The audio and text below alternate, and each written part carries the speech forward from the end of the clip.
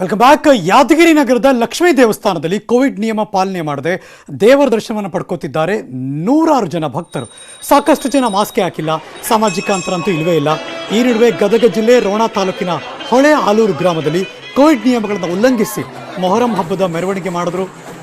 ಹೂವಿನ ಹಡಗಲಿಯ ನಾಗತಿ ಬಸಾಪುರ ಗ್ರಾಮದಲ್ಲಿ ಮೊಹರಂ ನಿಮಿತ್ತ ಕೆಂಡದ ಸ್ನಾನ ನಡೀತು. ಫಕೀರಸ್ವಾಮಿ ದರ್ಗದ ಮುಂದೆ ಕೋವಿಡ್ ರೂಲ್ಸ್ ಉಲ್ಲಂಘನೆ ಮಾಡಿ ಮೊಹರಂ ಆಚರಣೆ ಮಾಡಿದ್ರು. ಯಾದಗಿರಿ, ಗದಗ, ವಿಜಯನಗರ ಎಲ್ಲ ದೃಶ್ಯ ತೋರಿಸ್ತಾ ಇದೆ.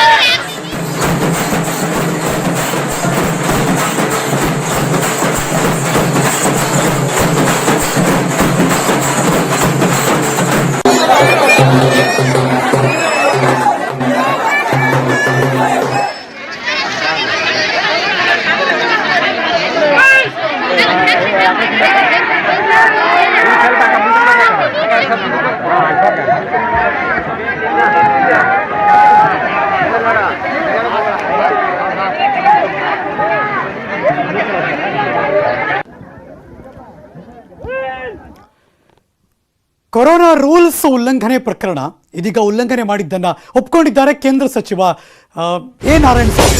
Breaking news.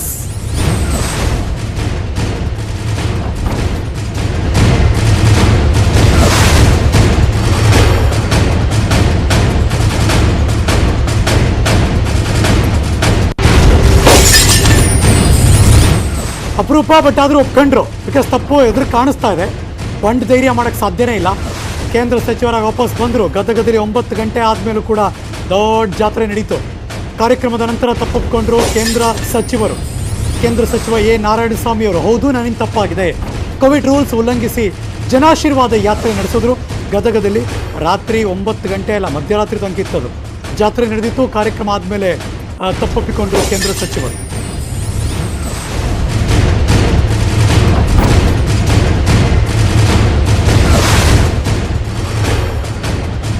ಒಬ್ಬ ನಾರಾಯಣಸ್ವಾಮಿ ಅದನ್ನೇ ರೆಕಗ್ನೈಸ್ ಮಾಡಿ ಯಾವುದೇ ಮಾತಾಡ್ತಾರೆ ಪ್ರಾಮಾಣಿಕವಾಗಿ ಮಾತಾಡ್ತಾನೆ ಅಂತೇಳಿ ನನಗೆ BJP 30 ವರ್ಷಕ್ಕೆಲ್ಲ ಅವಕಾಶ ಕೊಟ್ಟಿದೆ. ನಾನು ಒಪ್ಕೊಳ್ತೀನಿ.